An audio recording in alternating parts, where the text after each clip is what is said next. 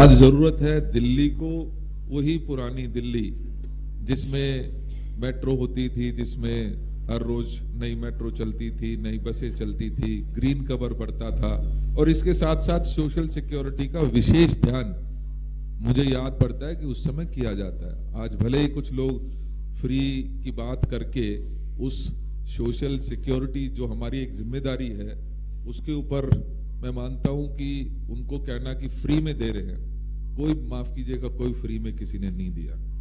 हम माननीय शीला दीक्षित जी की सरकार के समय में से हमने ये कोशिश की है कि जो समाज में पिछड़ गया साथी, जो भाई पिछड़ गया, उसको कैसे बराबरी का दर्जा दे सके। और मुझे याद पड़ता है कि माननीय शीला दीक्षित जी के समय पर ही हमने 100 यूनिट फ्री, आप तो साहब बिजली मंत्री रहे हैं, 100 यूनिट फ्री पहली हम पूरी दिल्ली की जनता को दिया करते थे। उसके जो सेकंड 100 से 200 होती थी उसके ऊपर 50% सब्सिडी हम दिया करते थे। हम बुजुर्गों को पेंशन दिया करते थे और मुझे याद है जब लास्ट हमारा था तो उसी समय हमने बुजुर्गों के जो 70 साल से ऊपर हो गई थी उनकी 2500 रुपया हमने उनको पेंशन देने का काम किया।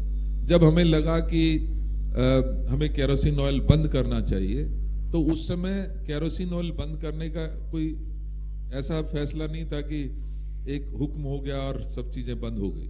हमने बहुत सेंटिमेंट्स को समझते हुए उन लोगों के साथ जुड़कर उनको फ्री सिलेंडर्स और फ्री चूल्हे देने का काम उस समय किया। हमने ये कोशिश रखी कि अगर हमारा एक कोटा होता है राशन का, अगर वो पूरा हमारी दिल्ली की जनता को पूरा नहीं पड़ता तो अंशरी योजना लाकर हमने लोगों को उसमें जोड़ने का काम किया। कहने का तात्पर्य यह है कि जहां हमारी इंफ्रास्ट्रक्चर को डेवलपमेंट की योजना रहती थी वहीं हमारी ये कोशिश रहती थी कि कैसे पोल्यूशन को कंट्रोल करें, कैसे सोशल सिक्योरिटीज को हम मजबूती के साथ आगे बढ़ा सके। चाहे उसमें याद कीजिए कि SC, ST, OBCs के लिए विशेष योजनाएं लाकर उनके स्कॉलरशिप के बच्चों की हो या उनके पढ़ाई के लिए अलग से व्यवस्था करने की बात हो, वो सारी चीजें पिछले जो 15 साल का कांग्रेस का राज रहा उसमें हमने ये चीजें को ख्याल और ध्यान रखा गया था। 10 साल में निश्चित ही ये सारी समस्याएं हमारे सामने आई हैं और आज कहीं ना कहीं जो जनता का प्यार मिल रहा है, जो जनता का आशीर्वाद मिल रहा है और जिस तरीके से जनता ने ये ठाना है कि ये चुनाव वो खुद कांग्रेस कांग्रेस को वापस स्थापित लाने के लिए लड़ेंगे, तो उससे निश्चित ही हमारे सभी के हौसले भी बढ़े हैं और ये उम्मीद भी जगी है कि 8 तारीख को जब नतीजे आएंगे तो एक मजबूत सरकार हम दिल्ली में लाने में कामयाब होंगे, जिससे जो पुराना स्वर्णिम काल था उसको हम लुटाने में हमें मदद मिलेगी। यही चंद बातें मुझे आपके साथ करनी थी और इससे पहले कि हम एक लोगों के प्रति जो हमारी कमिटमेंट है, मैं चाहूँगा कि वो भी हम दिल्ली की जनता के सामने ज़रूर रखना चाहेंगे। लेकिन उससे पहले भाई हारून भाई 2 शब्द बोलेंगे, आदरणीय साथी। देवेंद्र जी बहुत बहुत धन्यवाद। हेलो, तो जिस तरह अभी देवेंद्र जी ने बताया कि कैंपेन किस तरह चल रहा है और एक नया उत्साह दिल्ली के लोगों में देखने को मिला है और जो मैंने महसूस किया इस पिछले 1 महीने के कैंपेन में, आज कांग्रेस ने लोगों को नीचे जमीन पे क्या हो रहा है वो देखने के लिए लोग अब मजबूर हो गए। क्योंकि पहले 10 साल में या तो भारतीय जनता पार्टी के होर्डिंग या पोस्टर्स या नारे और एक तरफ आम आदमी पार्टी के नारे हो, रोज नए नए नारे निकालते थे, तो लोग जमीन पे नहीं देख रहे थे कहाँ सीवर बह रहा है, कहाँ पर पानी गंदा आ रहा है। आज वो तमाम मुद्दे बहुत ऊपर उठकर आ गए हैं।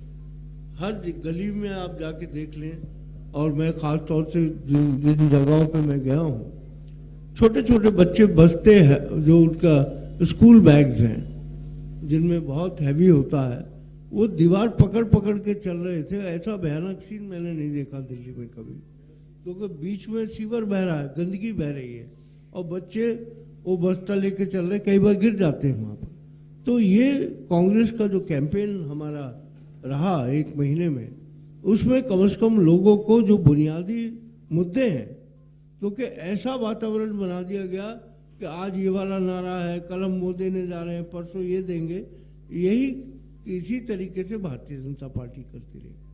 तो आज लोगों को ये लग रहा है कि वो दिल्ली जो 15 साल कांग्रेस की सरकार शीला जी की क़यादत में रही, जिस तरीके से संवेदनशीलता उस दौर में थी, वो शायद लोगों को अब याद आना शुरू हुआ है। क्योंकि जितनी तेज़ी से घटनाक्रम बदला है, जितनी तेज़ी से नए नए नारे दिए गए, और हमारे अरविंद केजरीवाल माहिर है इस चीज़ में, वो इतने वादे कर देते हैं कि उसकी रिपीट आप सोच ही नहीं सकते कि कल क्या कहा था, आज क्या कहा है। उस कन्फ्यूजन के अंदर उनकी सरकार भी चलती रही और भ्रष्टाचार भी चलता रहा। भ्रष्टाचार का जहाँ तक मुद्दा है, वो बहुत मैंने महसूस किया कि अब लोग ये मानने लगे कि ये आदमी जो ईमानदारी का ढोंग करता था, इसकी सच्चाई वही है कि जितना भ्रष्टाचार दिल्ली में हुआ है, चाहे शराब घोटाला हो, चाहे जल बोर्ड हो, चाहे स्कूलों के अंदर कमरे बनाए गए हों, ये लोग अब समझने लगे। और लोगों को लगता है कि जिस तरह के इल्ज़ामात हमारी पूर्व मुख्यमंत्री शीला जी पे लगाए गए, उन लोगों को लगता है शीला जी के साथ बहुत ज़्यादा नाइंसाफ़ी हुई उस वक्त, और एक झूठ का जो पूरा आडंबर रचा गया था, उसके लपेटे में वो कांग्रेस की सरकार आई। लेकिन आज वो लोग रियलाइज़ करते हैं शीला जी का विज़न, कांग्रेस का विज़न, चाहे वो ट्रांसपोर्ट हो, चाहे पावर हो, चाहे पब्लिक डिस्ट्रीब्यूशन सिस्टम हो, आज कोई पूछने वाला नहीं। 10 साल से दिल्ली में एक राशन कार्ड नहीं बना, क्योंकि मैं सिविल सप्लाईज मिनिस्टर भी रहा, और उस समय हमारी कोशिश होती थी कि जो गरीब तबका है उस तक राशन पहुँचे। हम पिछले 8 साल से सुन रहे हैं कि होम डिलीवरी कराएंगे। होम डिलीवरी कराने की कोशिश इसलिए कर रहे थे, डाइवर्जन आज भी हो रहा है, राशन का डाइवर्जन आज भी हो रहा है। जो 2 रुपये किलो गेहूं और 3 रुपये किलो चावल है, बहुत, अगर उसके ऊपर एक इंक्वायरी होनी चाहिए। क्योंकि मुझे जो मालूम है, गरीब लोगों को कहा जाता है भाई तू 400 रुपये ले ले और राशन छोड़ दे अपना, और वो जो 2 रुपये किलो गेहूं है वो मार्केट में आराम से 24-25 रुपये वो बेचते हैं। तो ये जो एक धांधलेबाजी पीडीएस में है, मैं तो समझता हूँ इसकी जांच ज़रूर, अगर कांग्रेस की गवर्नमेंट आएगी तो इन चीज़ों पे जांच बहुत ज़रूरी है। क्योंकि ये भ्रष्टाचार के वो स्रोत हैं जिसके नारे दे दे के अरविंद केजरीवाल, वो शुरू तो वहीं से हुए थे, राशन कार्ड से। जमुना पार में जो परिवर्तन बना, एक एनजीओ बनाई थी, उसमें हमेशा ये दावा किया गया कि हम तो गरीबों में काम करते हैं। और वहाँ क्या हो रहा था ये तो खैर वहाँ के लोग जानते हैं कि, या फेयर प्राइस शॉप वाले जानते हैं। केरोसिन जब हमने बंद किया था, उसका मेन मुद्दा ये था कि 80% केरोसिन डाइवर्जन होता था और वो पेंट इंडस्ट्री में यूज़ होता था।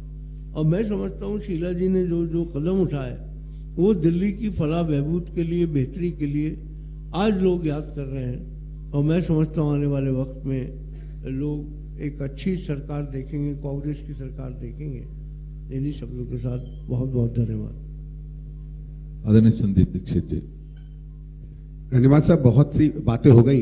मुझे मालूम है हम सबको आखिरी दिन की रैलियों के लिए भागना है, तो मैं ज़्यादा समय नहीं लूँगा।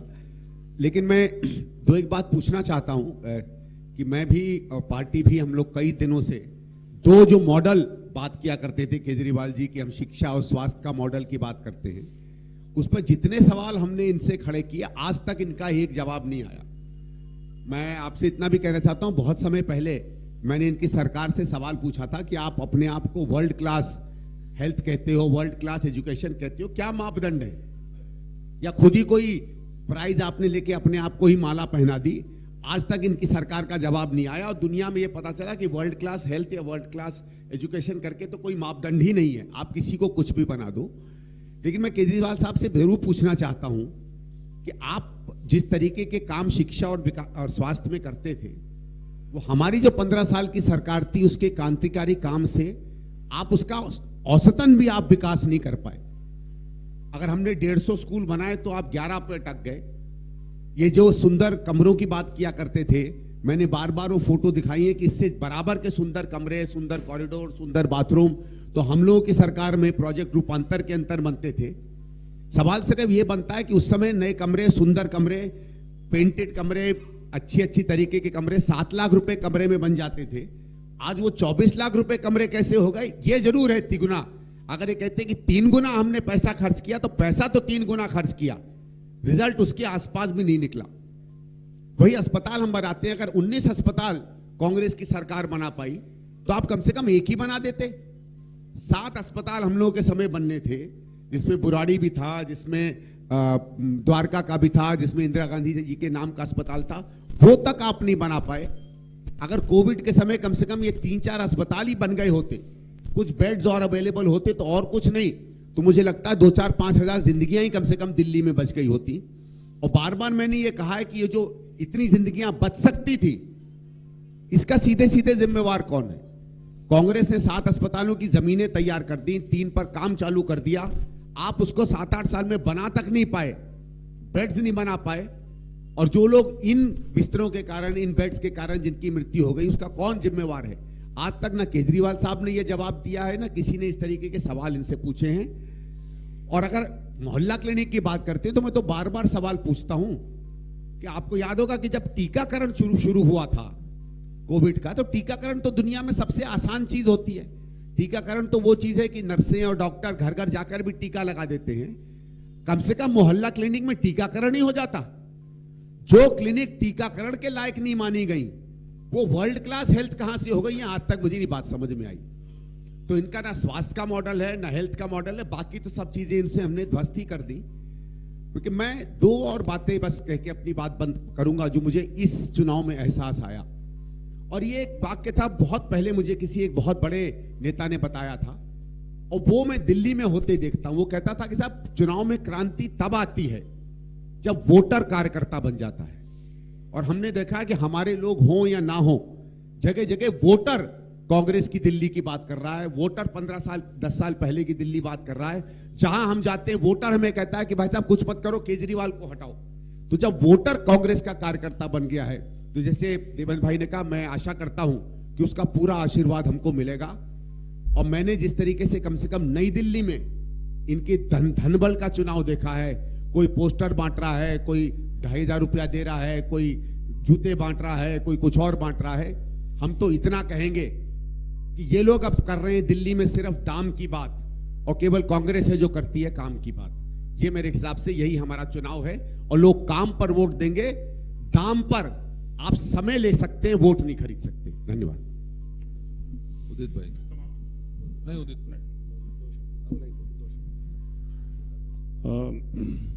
सम्मानित मंच, प्रदेश अध्यक्ष जी, पत्रकार भाइयों, कल केजरीवाल जी के घर पर डॉक्टर अंबेडकर की मूर्ति भेंट करने गए थे। मूर्ति लेने से मना कर दिया। अमृतसर में डॉक्टर अंबेडकर की मूर्ति का अपमान हुआ। और जब मंदिर और गुरुद्वारा के पुजारियों को 18,000 रुपया प्रतिमाह देने का घोषणा किया, तो मैंने उनसे आग्रह किया कि जो बौद्ध नवबौद्ध हैं, रविदास के पुजारी हैं, वाल्मीकि, उनको भी 18,000 रुपया देना है। उनको उसको भी लेकर के हमने इनके घर का घेराव किया, जवाब नहीं है।